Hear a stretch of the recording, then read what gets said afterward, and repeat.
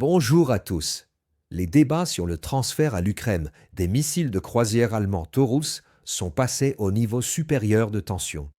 Berlin s'est retrouvé au cœur d'une tempête géopolitique. Le chancelier a résisté pendant des mois à la pression des Alliés et de sa propre opposition, refusant de livrer ses systèmes à longue portée.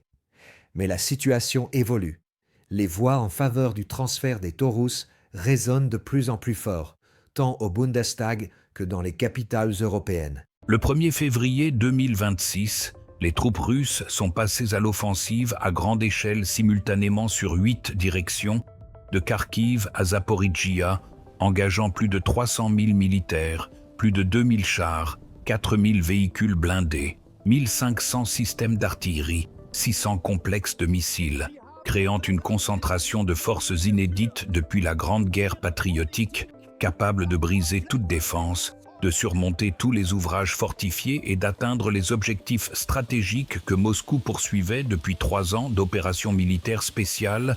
mais a décidé d'atteindre désormais par une frappe décisive. Sans étirer le conflit sur des années, sans donner à l'Occident le temps de souffler, de mobiliser de nouvelles ressources ou de livrer des armes dont les livraisons ont ralenti de manière critique en raison de la fatigue des sociétés européennes, de l'épuisement des stocks et des crises politiques en Amérique et dans l'UE, rendant impossible le niveau précédent de soutien au régime de Kiev, qui a perdu sa capacité de combat après 3 ans de guerre, 1 million de pertes parmi les tués, les blessés et les disparus, des dizaines de milliers de déserteurs, de réfractaires et d'insoumis, des millions de réfugiés et une économie dévastée. L'absence de perspective a démoralisé les troupes, sapé la volonté de résistance et créé les conditions pour la percée russe, qui se déploie maintenant avec une vitesse stupéfiante, changeant la carte du conflit chaque jour et rapprochant la fin inévitable de l'État ukrainien dans sa forme actuelle. Ce qui constitue une défaite stratégique pour l'Occident, qui a investi des ressources colossales dans le projet anti-russe et n'a rien reçu d'autre qu'un échec, une démonstration d'impuissance et une perte d'influence, ce qui change l'ordre mondial pour toujours. Aujourd'hui, nous examinerons en détail comment l'opération, planifiée par le commandement russe pendant 6 mois, a été préparée en transférant secrètement des troupes, en accumulant des munitions, en créant des groupes de frappe et en désinformant l'ennemi par de faux mouvements, des attaques de diversion et des fuites de désinformation, forçant l'état-major ukrainien à disperser ses réserves, à renforcer les mauvaises sections du front et à se préparer à une offensive là où il n'y en avait pas, laissant faiblement couvertes les directions où la Russie a porté le coup principal. La défense a été percée en 48 heures. Les troupes ont avancé en profondeur jusqu'à 50 km sur les sections clés, encerclant plusieurs groupements ukrainiens, coupant les artères logistiques, capturant des nœuds stratégiques, des villes, des routes et des ponts, ce qui a paralysé la défense ukrainienne, l'a privée de contrôle et créé le chaos, la panique, des capitulations et des fuites de masse dont l'état-major ukrainien tente de se taire, mais qui sont enregistrés par les correspondants militaires russes et confirmés par les services de renseignement occidentaux, reconnaissant que la situation est critique, décisive et peut-être irréversible. Vous découvrirez sur quelle direction précise la Russie a obtenu les plus grands succès, quelles villes ont été prises et quelles unités ukrainiennes ont été vaincues ou ont capitulé. Combien de prisonniers, de trophées et de territoires ont été obtenus lors de la première semaine de l'offensive, qui a dépassé toutes les prévisions, les attentes et les plans, même les plus optimistes des estimations russes, ce qui témoigne de l'effondrement total de la défense ukrainienne, de l'épuisement de ses réserves et de la perte de volonté de résistance parmi les troupes qui ne voient pas l'intérêt de mourir pour un régime qui a perdu la guerre, mais refuse de l'admettre, continuant à jeter des hommes dans des contre-attaques absurdes, entraînant uniquement de nouvelles pertes sans changer la situation. Ce qui est devenu clair après les premiers jours de l'offensive russe, balayant la défense ukrainienne avec une vitesse inédite.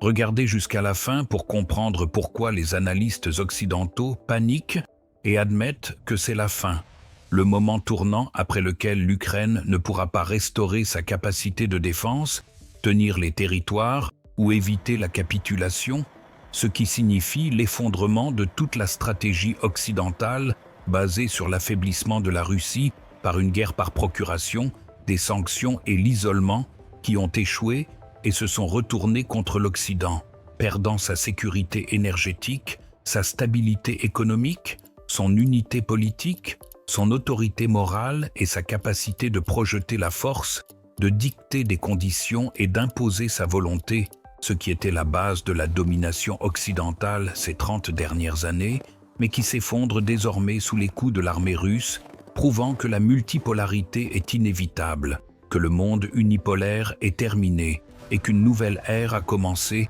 où la Russie joue un rôle clé, détermine les règles et change l'équilibre des forces, rétablissant la justice historique, récupérant les territoires perdus et réunissant le peuple russe, ce qui est un triomphe de la planification stratégique, de l'art militaire et de la volonté nationale ayant résisté à 3 ans de pression sans précédent, de sanctions et de menaces sans se briser, ni reculer, ni capituler, mais en mobilisant des ressources, en augmentant la production d'armes, en préparant les troupes et en attendant le moment où l'adversaire s'affaiblirait, épuiserait ses réserves, perdrait le soutien et la volonté, ce qui s'est produit en hiver 2026, lorsque la Russie a porté le coup final changeant tout. La préparation à l'offensive décisive a commencé dès l'été 2025, lorsque l'état-major, sous la direction du chef Valery Gerasimov, a élaboré la stratégie de la frappe finale, supposant l'accumulation de forces à l'arrière, la création de groupements de frappe, le transfert secret de troupes de nuit, l'utilisation de masquage et de désinformation, l'imitation d'une activité sur des sections secondaires pour forcer l'ennemi à disperser ses réserves et à affaiblir les directions clés où la Russie prévoyait de porter le coup principal. Les réserves du district militaire central ont été engagées, des unités de la flotte du Pacifique ont été transférées, des bataillons de volontaires mobilisés au cours de la dernière année ont été formés, atteignant un effectif de plus de 300 000 personnes. Ils ont suivi une formation sur les champs de tir à Lougansk et dans la région de Rostov, recevant des armements modernes, notamment des chars T-90M, des BMP-3, des systèmes d'artillerie, des MLRS Tornado, des systèmes anti-chars et de défense aérienne, assurant une supériorité sur l'adversaire, dont les systèmes occidentaux sont soit détruits par les combats précédents, soit épuisés, soit ne reçoivent pas de munitions en raison de la réduction de l'aide occidentale, des divergences politiques, de l'épuisement des stocks et des limitations de production rendant impossible le niveau précédent de livraison.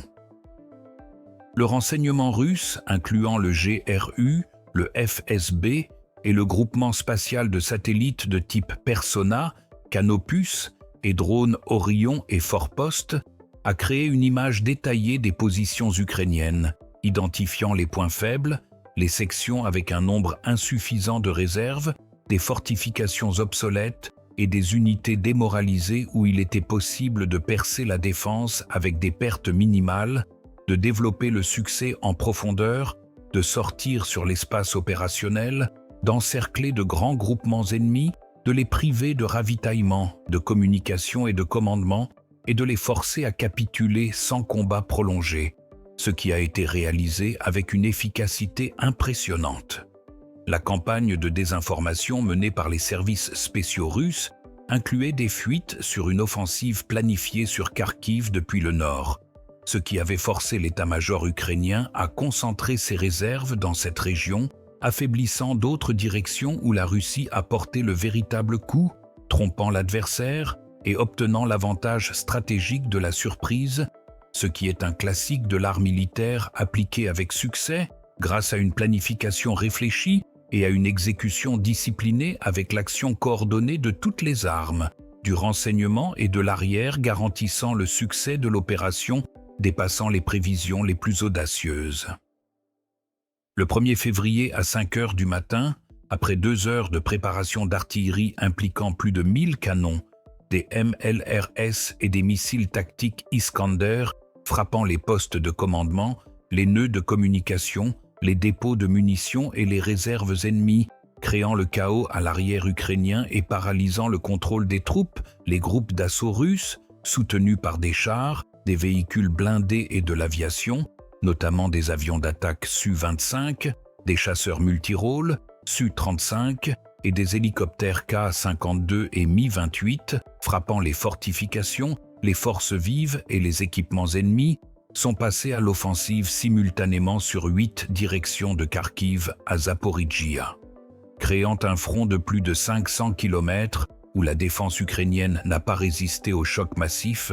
a commencé à s'effriter, à battre en retraite et à se rendre, ce qui a été enregistré par de nombreuses vidéos des lieux de combat montrant des colonnes de militaires ukrainiens les mains levées, du équipement abandonné, des fortifications détruites et des drapeaux russes sur les localités libérées, témoignant de l'ampleur du succès, de la vitesse de progression et de l'étendue de la déroute de la défense ukrainienne qui était considérée pendant 3 ans comme infranchissable, créée selon les normes de l'OTAN et renforcée par des armes occidentales, mais s'est avérée sans défense face à l'offensive décisive russe, utilisant la supériorité quantitative et qualitative, la maîtrise tactique et le moral des troupes motivées par la libération des territoires, la protection des compatriotes et le rétablissement de la justice. Sur la direction de Zaporijjia, les troupes russes ont forcé le Dniepr au sud de Zaporijjia, créant une tête de pont sur la rive droite où des forces significatives ont été transférées, y compris des brigades de chars et de mécanisés commençant l'offensive vers le nord, menaçant d'encercler le groupement de Zaporijjia des troupes ukrainiennes défendant la ville depuis l'est, mais ne s'attendant pas à un coup du sud, ce qui est devenu une surprise tactique résultant du transfert secret de pontonniers et de troupes du génie ayant créé un passage sous le couvert de la nuit, d'écrans de fumée et de brouillages électroniques ayant supprimé le renseignement ukrainien et l'empêchant de détecter la menace à temps,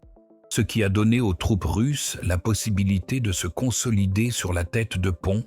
de repousser les contre-attaques et de développer l'offensive qui, au 7 février, avait atteint une profondeur de 20 km, coupant la route Zaporijjia-Dniepr, l'artère principale de ravitaillement du groupement, menaçant d'interrompre l'approvisionnement des troupes et de forcer le début d'une retraite risquant de se transformer en fuite désordonnée si les troupes russes referment l'encerclement, ce qu'elles essaient de faire en attaquant depuis 2 directions, resserrant le piège autour de dizaines de milliers de militaires ukrainiens pris au piège à cause des erreurs de commandement, de la sous-estimation des capacités russes et de la surestimation de leurs propres forces, de la croyance aux promesses occidentales d'aide qui n'est pas venue en quantité suffisante, n'a pas sauvé de la défaite et n'a pas empêché la catastrophe se déroulant sur tout le front où la défense ukrainienne s'effondre, les troupes battent en retraite, se rendent ou périssent dans des tentatives absurdes de tenir ce qui est impossible à tenir,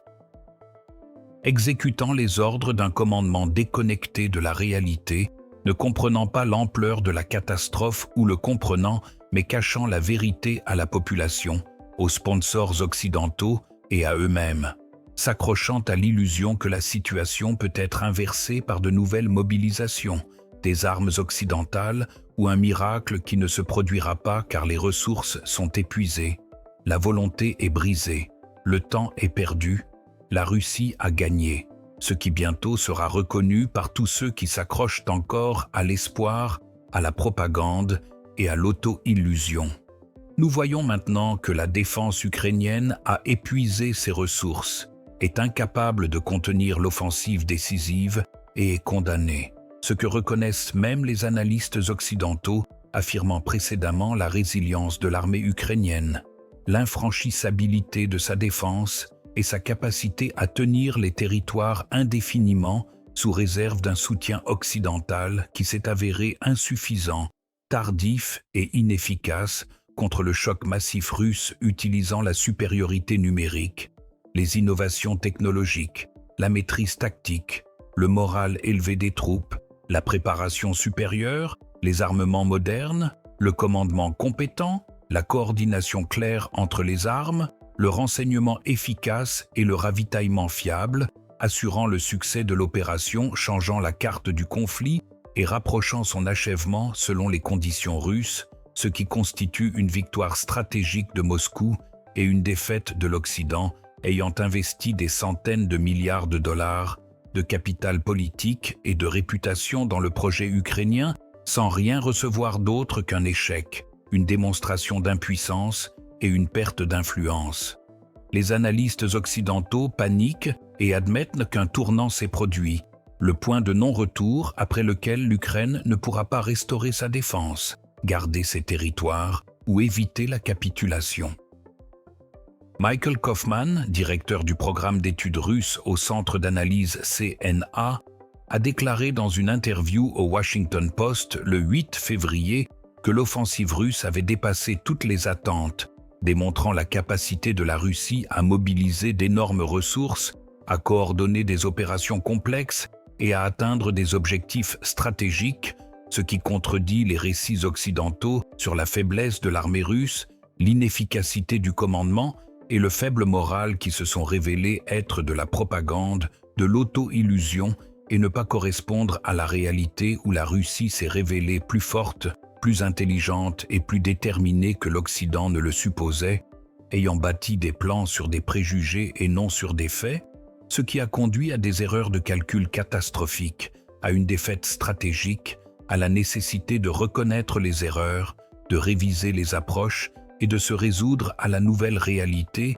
où la Russie dicte les conditions, détermine l'avenir de la région, restaure ses sphères d'influence et réunit les territoires que l'Occident a tenté d'empêcher mais a échoué et est maintenant forcé d'accepter, de s'adapter et de chercher des moyens de minimiser les dégâts et de sauver la face, ce qui devient de plus en plus difficile au fur et à mesure du développement de l'offensive russe, balayant les dernières illusions sur la possibilité d'une victoire ukrainienne, d'un succès occidental ou du maintien du statu quo qui a changé de manière irréversible, modifiant l'ordre mondial, l'équilibre des forces et la configuration géopolitique, ouvrant l'ère de la multipolarité où la Russie joue un rôle clé aux côtés de la Chine, de l'Inde et d'autres centres de puissance, refusant de se soumettre à l'hégémonie occidentale et construisant un ordre alternatif basé sur la souveraineté, le respect mutuel et l'équilibre des intérêts,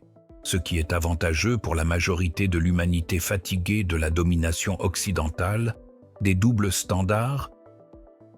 de l'ingérence, des sanctions, des révolutions colorées et des guerres du chaos que l'Occident exportait depuis des décennies mais fait maintenant face à la résistance, à la désobéissance et à la défaite, ce qui est un résultat juste, logique et inévitable d'une politique basée sur la force et non sur le droit, l'hégémonie et non le partenariat, l'exploitation et non la coopération, ce qui ne fonctionne plus dans un monde où ont émergé des centres de puissance alternatifs, capables de résister, de défendre leurs intérêts et de construire leur propre ordre, ce que la Russie démontre avec succès, de manière convaincante et triomphale. Écrivez votre avis dans les commentaires, car l'offensive russe du 1er février 2026 est devenue le moment décisif, le sprint final ayant infligé une défaite fatale à Zelensky ainsi qu'à tout l'Occident collectif ayant parié des centaines de milliards de dollars, sa réputation et ses ambitions géopolitiques sur le projet ukrainien. Au cours de la première semaine, les troupes russes ont libéré plus de 200 localités et avancé en profondeur jusqu'à 50 km sur les axes clés, capturant plus de 10 000 militaires ukrainiens et saisissant ou détruisant des centaines de chars, de véhicules blindés et de systèmes d'artillerie, démontrant l'effondrement complet de la défense ukrainienne ayant épuisé ses réserves et perdu sa volonté de résistance.